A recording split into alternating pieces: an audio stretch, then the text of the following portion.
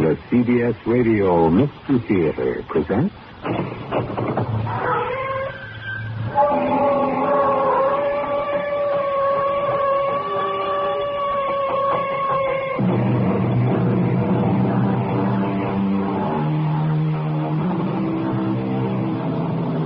Come in. Welcome. I'm E.G. Marshall.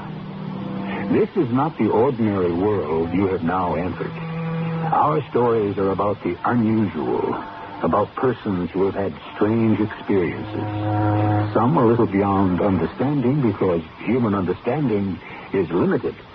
As yet, there is no explanation for such phenomena as specters, extrasensory perception, or a person's retrogression into another century and life. Still, they exist. One night in a bedroom of a large, well-preserved old farmhouse near the base of Mount Rainier in Washington State, an elderly manservant, Andrew Casey, is speaking to a man in his late 20s. Nothing's been changed, Mr. Edward. It's a fine room. Here is dust once a week. Otherwise, it's closed off. It's been that way ever since you left 5 years ago. I see.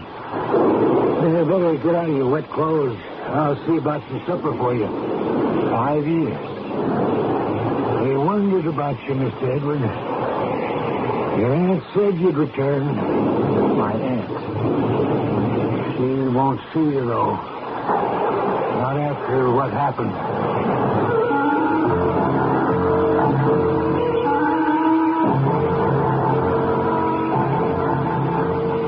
Our mystery story, The Return of Edward Blair, was written especially for the Mystery Theater by Roy Windsor and stars John Lithgow.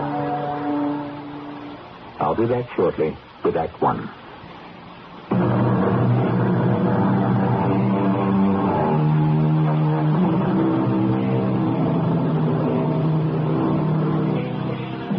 Do you believe in fate? Do we control what happens to us? Can we? Leading the question to philosophers, it does seem that, sometimes at least, what happens to us was beyond our control.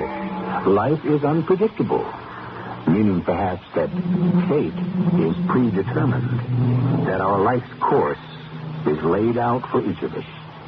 The question can be argued, of course, but keep it in mind as the following story unfolds. It is told by the young man to whom it happened. I had quit my job in the logging camp near Mount Rainier in Washington State and was hitchhiking to Seattle. It was a miserable night. I needed shelter. Near Lost Cabin, I saw a light in a farmhouse set back from the road.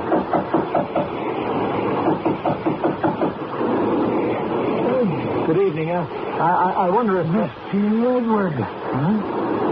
Oh, come in out of the rain. She said you'd return. Well, thank you. I want to explain. You're soaked. I sure am. The heat feels good. I was hitchhiking. You better get out of them wet clothes. There's dry ones in your bedroom closet. My bedroom? Nothing's been changed. It's just where you left it. I'll follow you up. I'll dry out what you're wearing and tell Sarah you've come back. Wild night out there. There's a crazy mistake. I guess there was, Edward. We never knew. Don't know even now. Every once in a while, Sarah'd ask, "Why did you light out, Andrew?" But I had no answer. Neither did Miss Blair. You had your reasons, I suppose. For what, Andrew? Forgotten where your bedroom is? You lead the way. Look the same? It's a fine room. Just fine. Miss Blair said to leave it the way it was when you lit out. Sarah keeps it dusted is about all. It's a nice room. Your desk and your books haven't been touched. Well, you better get out of them wet clothes. I'll take them to the kitchen and dry them out. I'll speak to Sarah about some supper. I think I'd better see my aunt. I'm afraid you can't. She won't see you. Oh. You know how stubborn she can be, strong-willed. Give her time. She might come around. Why won't you see me? You should understand, Edward. Miss Blair hasn't been out of the house since you left about 5 years ago this month. I see. It gave her a bad shock. And you? I didn't believe it. Nobody did. It's 5 years and still hasn't died down. There's still gossip about it. How did you feel? Well, kind of let down. I didn't understand you leaving. It did a lot of harm, Edward. My aunt felt disgraced, is that it? Of course. Miss Blair's proud of her family name, feels it's her duty to be an example to the rest of us. Everyone looked up to her until you just vanished. And what happened then? What did happen, Andrew? I don't want to talk about it. What's done is done. Your aunt doesn't want it discussed. Well, don't I have a right to know what happened? You know. Or I'm afraid you'll know soon enough. For now, you've come back. To what? What do you think? There's folks in Lost Cabin who'll never forget. Or forgive.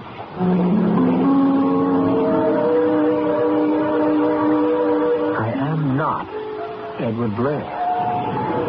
The nice old man has mistaken me for someone else. I don't know what to do. The storm hasn't abated, and I have shelter and dry clothes for the night. In the morning, I'll insist on seeing Mrs. Blair and telling her the truth. Sarah's prepared some supper for you, Edward. Oh, thank you. Your old clothes fit all right. They're very comfortable. I thought you might have put on some weight. Well, I've tried to stay in shape. I've been glancing through the photo album. A lot of warm memories there, Edward. Pictures bring them back. There's a good snapshot of a man on horseback. Yeah, your Uncle Jack. An impressive gentleman. Killed along with the stallion when they were crushed by a falling tree. You came home from college for the funeral. Right after that, your aunt sold all the timberland, over 500,000 acres. Mostly Douglas fir. Worth a fortune. All yours. At least, it was all yours. Now, all that's changed? I don't know. Well, if you're ready, come on downstairs. How does Sarah feel about my return? And you better find out for yourself.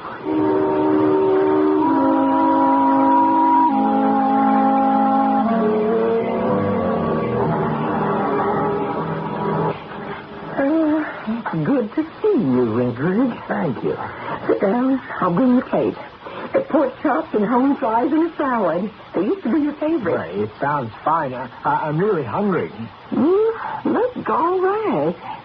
Not a day older. Would you like a bottle of beer? We have some. Oh, thank you. I would. I won't be a minute. That's a sharp steak knife, so be careful. Now, tell us where you've been between bites. Oh, all over. Oh, tell us about the pan. Well, I wish I could, but I've never been there. They said that's where you were heading. Folks around here. You said you always wanted to see the Orient. Your aunt even sent Andrew Crichton up to Seattle to check the steamship line. Oh, that's too bad. Oh, where were you? Or don't you want to talk? Well, I kind of drifted. That doesn't sound like you, Edward. You always set your mind on something and went after it. I wanted to acquire experience.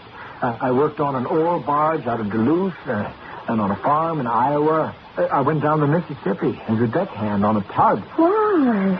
Oh, that's just common labor. And you with a college degree. Well, there's nothing wrong with that. Except you got a big farm right here, Edward.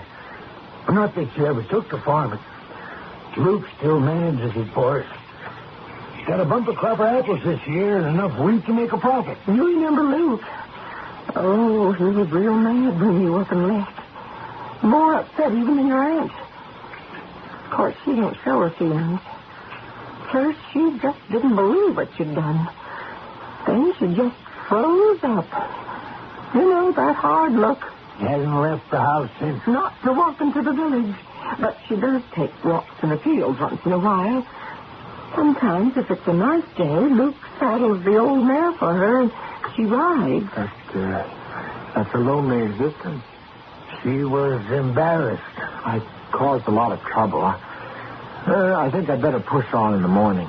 Yeah, that might be best. Oh, I don't see why you shouldn't stay for a few days, Edward. Your aunt might come around.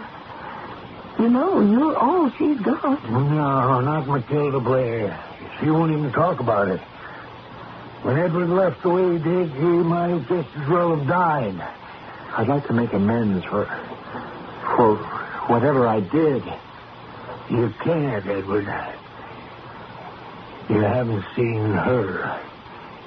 We have.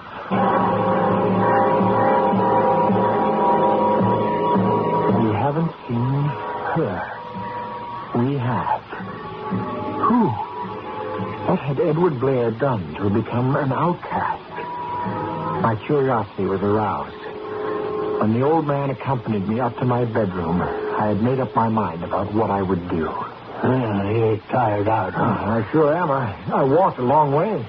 Where from? I was a lumberjack uprange, about 40 miles away. You walked from there? I tried to hitch a ride to Seattle, but it's not a well-traveled road. A few cars went by, but it was foggy, and then it began to rain. No one stopped. You've been 40 miles away for how long? About 4 months. I got the hankering for the sea. From Seattle, I was headed for Puget Sound to look for a job on a tanker. And you decided to stop here? I needed shelter. There was a light on. You didn't intend to stop in Lost Cabin? No. You're still headed for the sea? Tomorrow, or the next day. I know I'm not welcome, Andrew. You and Sarah have been kind, but there's a kind of bad feeling here. I have something for you, Edward. Here. $100? I told your aunt you'd returned. She just nodded and pointed to a drawer and told me to open it. The money's for you.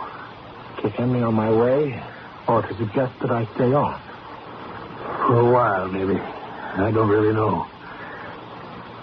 Maybe she wants you to face up to what you did. I see. If you stay... I will. But briefly. We still have an old mare. You might like to ride the farm. Oh, thank you. I think it'd be wise, though, to avoid the village. It's 5 years, but the folks down here, as you know, they get an opinion stuck in their minds and you can't shake it loose. And their opinion of you isn't good. You think I could face up to it? To what I did? If you can explain, maybe. If not, you'd be in danger. You know, Mr. Manning, he's an angry man. And he's taken the law into his hands before. Manning? Yeah.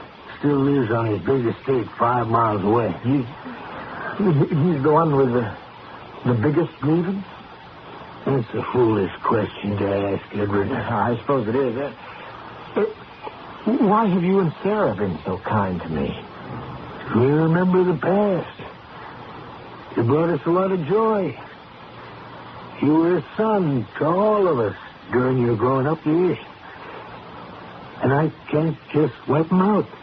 I'd better speak to Manning. No, that I wouldn't advise.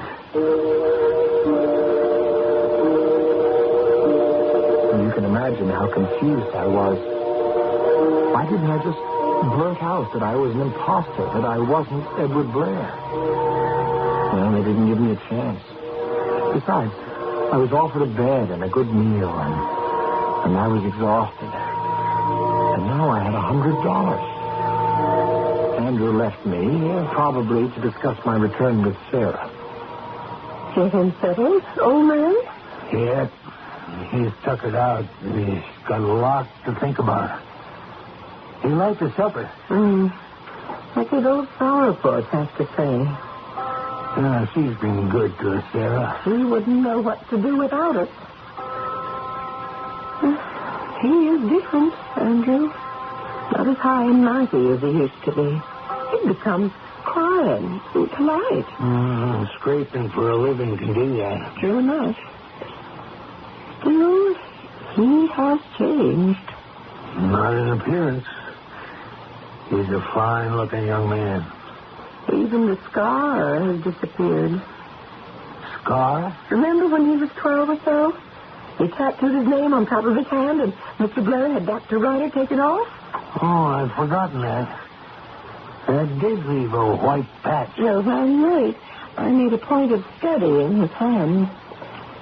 There is no scar, Andrew.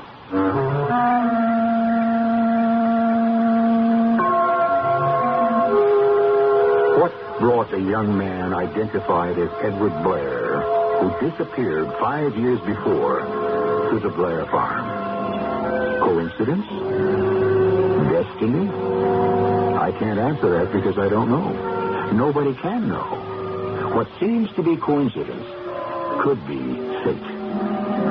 We'll see what happens in Act 2. Hopefully, we will learn the narrator's name. We may even learn why he disappeared 5 years ago.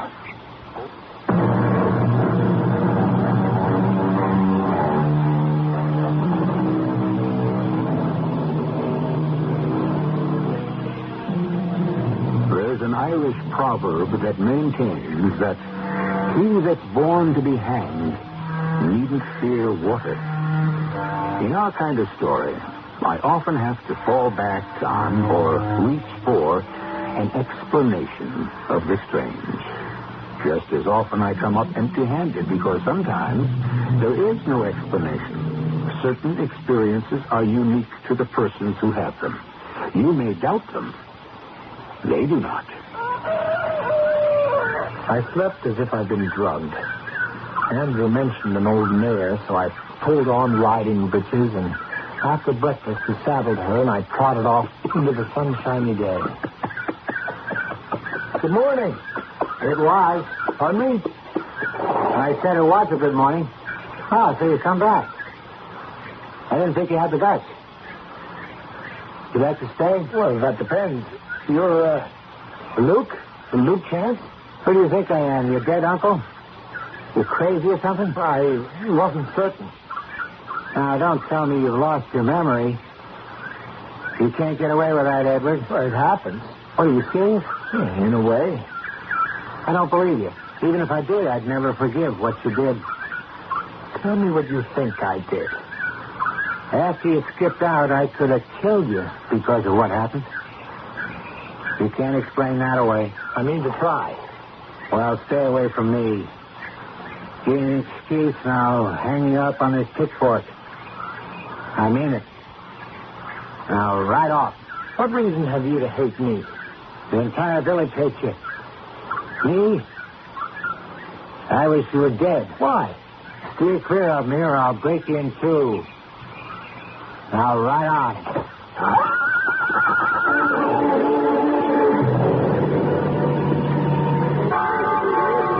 I enjoyed your sermon, Pastor.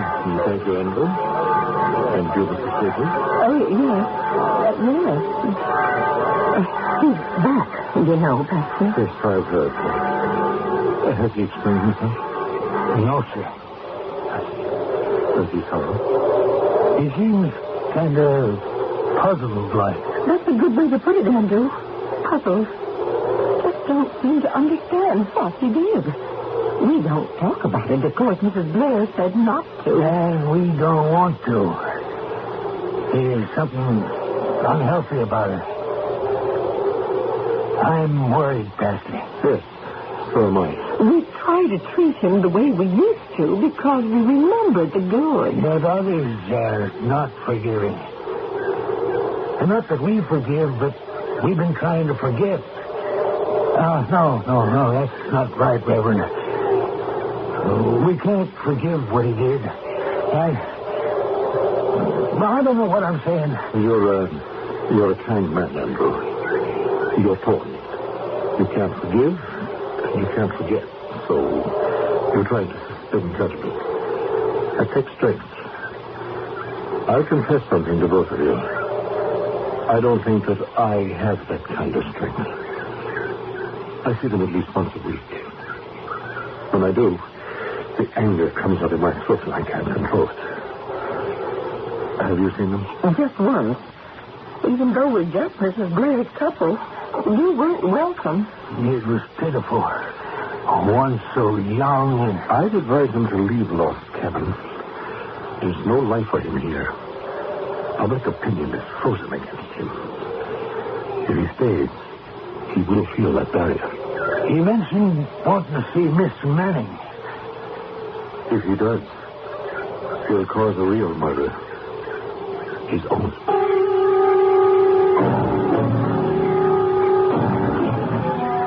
When Andrew and Sarah returned from the service, I asked Andrew to have a talk with me in my bedroom.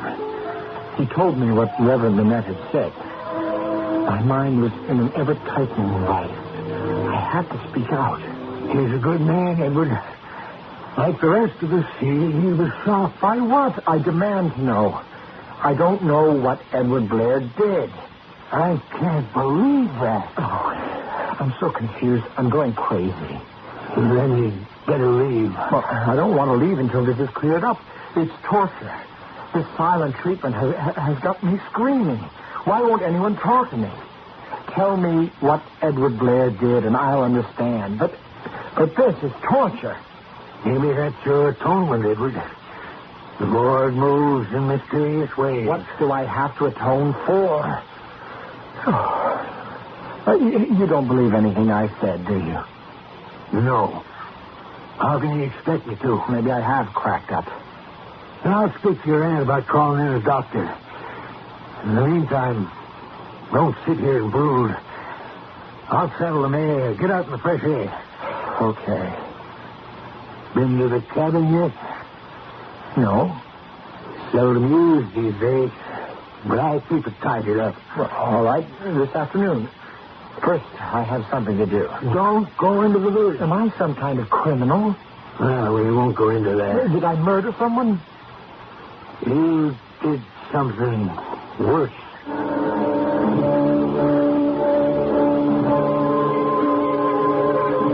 Someone would talk. Or was I so damned that everyone would shun me? I wore my own clothes and had my hat pulled down. Except for a few young persons, the streets were empty. I went to the rectory and rang the bell. Oh. I'd like to talk to you. Come in. Follow me. This is my study. Sit down. Reverend Lynette, what did Edward Blair do? Ask yourself. I don't know. Now, either you are an artful liar, or you have literally lost your mind. I am acquainted with amnesia. If you don't know why you are an outcast, get medical advice elsewhere. There's nothing the matter with my mind. There is with your soul. Look, I was working as a lumberjack about 40 miles from here, and I quit. It was a rainy night. I have no more time for you, Mr. Blair.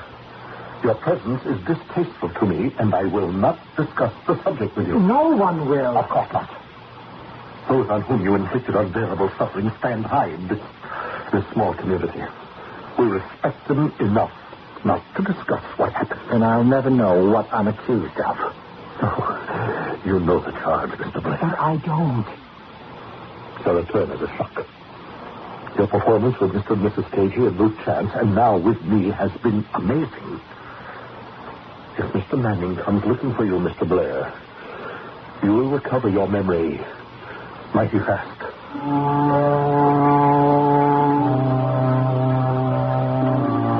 returned to the farmhouse and went for a ride on the mare.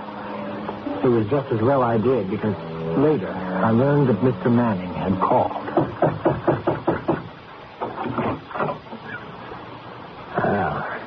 Hello, Andrew.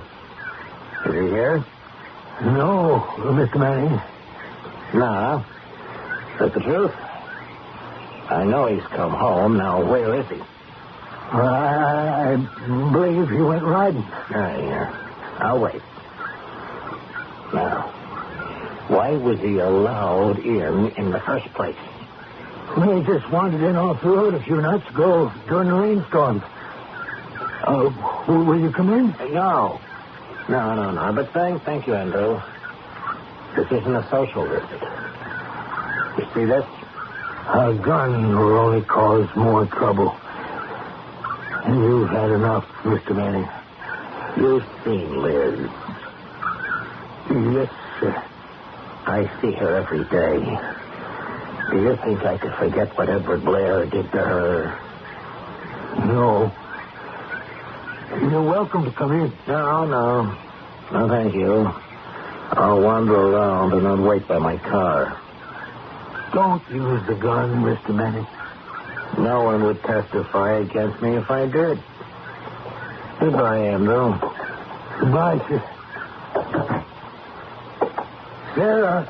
Who's there at the door? Mr. Manning. Toting a rifle. What? He's got murder in his eye. Where's Edward? I don't know. Riding. But where, I don't know. I'm going to slip out the back and try to find him. If Manning knocks again, stall him off.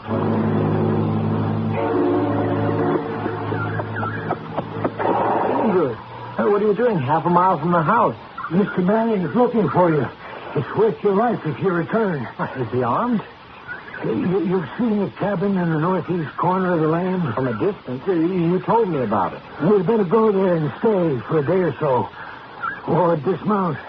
I have money with me. And cut out for the state highway. And lose yourself in Seattle. Disappear again. And save yourself. I'm going to find out what Edward Blair did if it costs me my life. Where's Manning now? He's waiting for you at the house. When you don't return, he'll begin to search. If I decide to spend the night at the cabin, is there any way you can inform me about what Manning's doing? Well, there's a telephone extension from the house to the cabin, but I advise you, for the last time, Edward, not to chance it. Leave by foot. We've had tragedy enough without adding murder to it. He'd shoot me just like that? He would.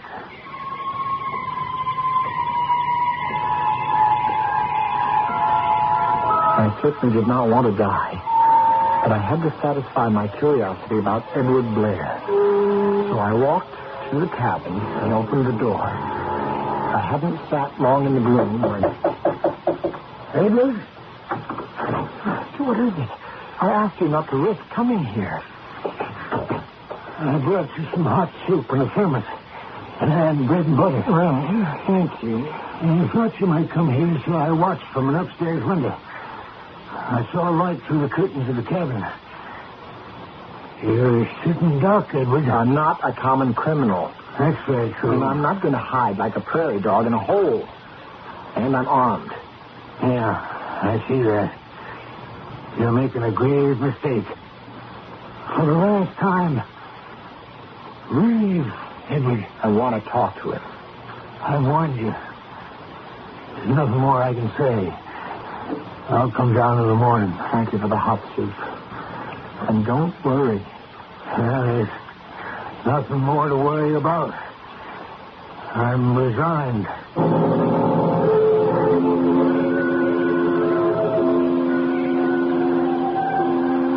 The course of a person's life is perplexing. If is a two-letter word, but it's a mighty big one. If I had only done this, or if I'd done that. Every day we make decisions, most of them by instinct. They're like forks in the road that lead sometimes to dead ends or trouble. Edward Blair faces one now. What happens to him will occur in Act 3. I will return shortly.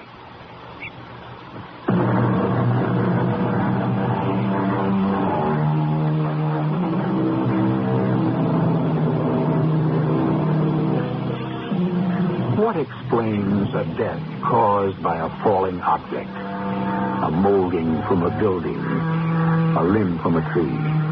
Why was a particular person at the spot at the precise moment to have his life ended? Call it the mystery of life, but try to explain it. About Edward Blair, or the man thought to be Blair, why couldn't he have found shelter for the night at some other farmhouse? Well, it's his story. After Andrew left me, I was nervous. I'm not all that brave. Later, I learned that he'd sat in the kitchen with his wife, Sarah, and talked about me. I think I'd better speak to Mrs. Blair. Let her decide. Decide what? Is he Edward Blair or a dead ringer for him? He's got me wondering. A scar on the top of his left hand. Oh, I've wondered about that. Scars just don't disappear. I swear he's Edward. If he isn't, he's identical. And what really puzzles me is that he don't seem to know what he did to the Mannings. The real Edward Blair would never forget. Nor would he ever show his face here again. No, the more I think about it, Andrew, the more I think that this is someone else. Well, I'm going to find out. No? It's raining cats and dogs, Andrew. The man's in danger. On a night like this? Yeah, Manning hates him. Weather won't stand in his way. He might kill an innocent man. Well, use the telephone and tell Edward to come back to the house. He said he's set on finding out why Edward Blair's hated here worse than sin. Well, we'll tell him. Of course, my heart breaks about Liz Manning. I must say, at first I didn't feel too bad about her father. A petty man. He gives himself airs. And I'm sorry for him living in that big house of his and Liz stuck in a room. You saw her, Sarah. Oh, she's pitiful. Like a faded flower. Yeah. Worm-eaten. You can see it in her blank eyes. Will we ever be free of it? No. No, even if this man isn't Edward Blair, Edward is somewhere. And I hope he suffers. Call him, Andrew.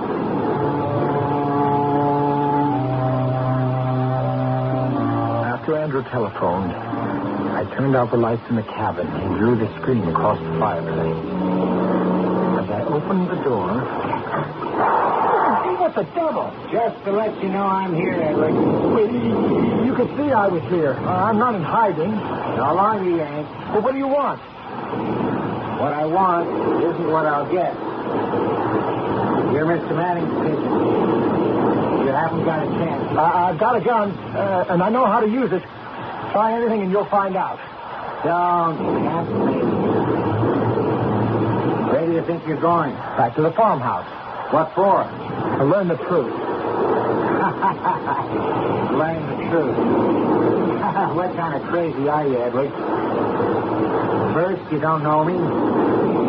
Next, you don't know what you did 5 years ago.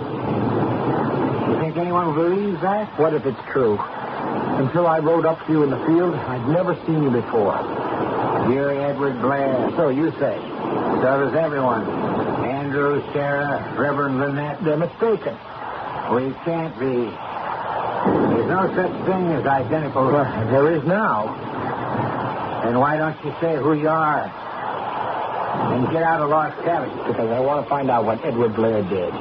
You know. I don't. You don't know about the engagement and the big party and everyone in town at the church? And what you did? What did Edward Blair do? Lit out. Oh. He left the girl at the altar. Well, that's happened before. Maybe she was well rid of him. She didn't think so. And? I think Mr. Manning ought to force you to see her. first. And next? He'll kill you. If he don't, I will. And one of you will hang. Don't bet on it. The village will support it. It's an action, see? That's happened before. I want the truth, Andrew. All of it. What was that gunshot? Luke. He fired at you? A warning. When he came up to me as I was leaving. He said Edward Blair jilted Manning's daughter and disappeared. What happened next? She turned into a vegetable. Oh, good Lord. You might well say that, Edward. If you are Edward. My name is George Constable. I never heard of Lost Cabin or any of you. I told you the truth. I've drifted everywhere. Yeah, but when you come to the door that rainy night... I was wet and cold and broke. I saw no harm in drying out and having a good night's sleep. Then I'd be on my way. But the next morning... I don't know. It's hard to explain. It was a fantastic situation. You believing I was the black sheep come home. I wanted to find out what Edward Blair had done. But no one would tell me. Well, you know now, George. Sit down if you don't mind. Tell me about Manning's daughter. Folks said that that is, Edward, you'd gone to Japan or China or some such in the Orient. We never heard from you again. Not to this day. Why? Why did he disappear? I don't know. Busted his aunt's heart. Ours, too. And then came the disgrace. It's what happened to Liz. It was a kind of breakdown. Right in the church, she turned the color of a sheet, and then she crumpled. That was after waiting an hour for Edward to appear. Andrew and Luke and some other men went looking for him, but he just vanished, like he dropped through a hole in the earth. Manning got her home. Liz, I mean. And a kind of a pall settled over the village. Oh, she was a beautiful, frail girl. A lady. And lots of fine young men had their hearts set on her, but Liz could only see Edward. Well, she was reserved and retiring. Edward was brash. Dashing, we used to say. And he loved her. Well, so it appeared. What happened? No one knows. For heaven's sake, there has to be an explanation. Was he kidnapped, shanghaied, killed? We'd like to think so. That would explain it. I can't believe it. Neither could we. Except for Liz. She's the living reminder of what he did to her. We've seen her, Sarah and me. Once. She's young, younger than you. But she's like somebody senile. Blighted. The light's gone out of her eyes. Thin as a reed. She sits in her room and stares. Her living death. What if I saw her? What? Well, apparently I look exactly like Edward Blair. Maybe the shock. Oh, I see what you mean. Maybe seeing you would restore her. Andrew? It's an idea. Manning's on his way here. I'll go out and tell him you're not Edward Blair, and then tell him about your suggestion. Oh, it might be a miracle. I'll do anything to help. You really would give it to me? I give you my word. I meant what I said.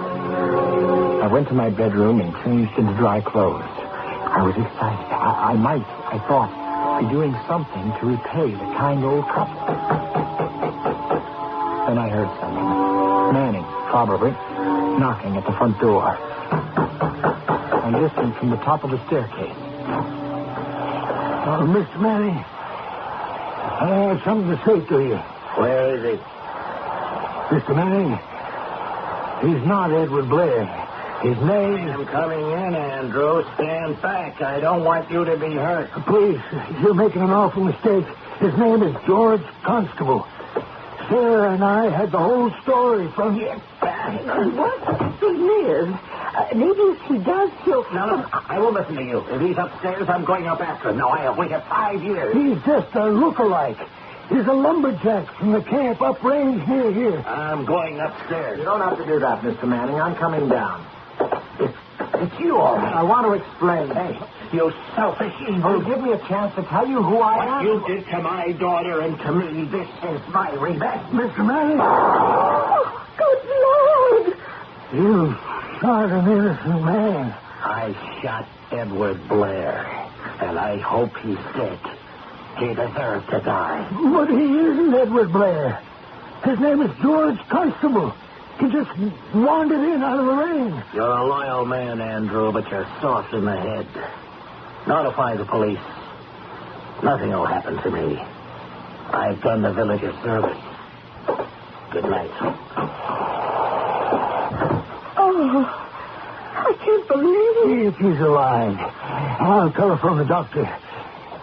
If he's dead, Manning will be charged with murder.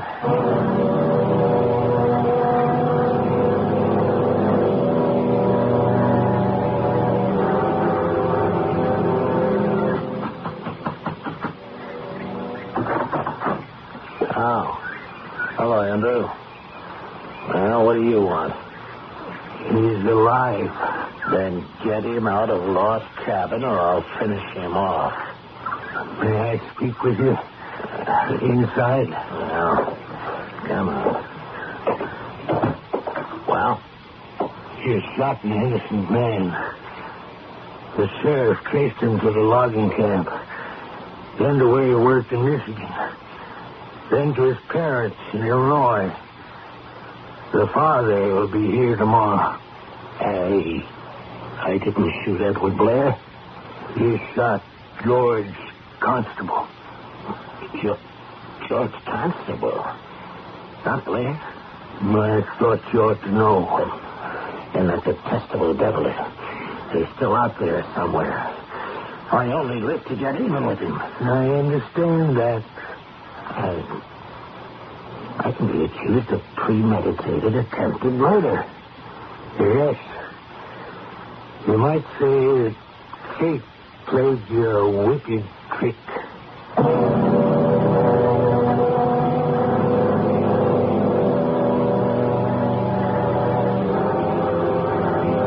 Some lives seem to be blighted.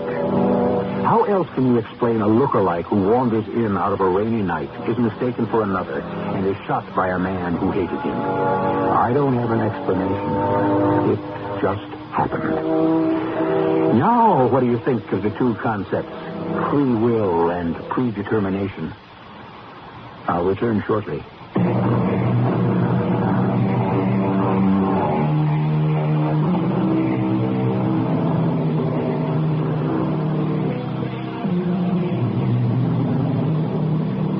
George Constable, the young man who looked exactly like Edward Blair, recovered in time from the gunshot. Although Mrs. Blair, the aunt, invited him to stay on, George continued his interrupted journey to the sea. Manning received a suspended sentence. His daughter never recovered.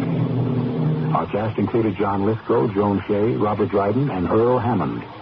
The entire production was under the direction of Hyman Brown. This is E.G. Marshall inviting you to return to our Mystery Theater for another adventure in the macabre. Until next time, pleasant dreams.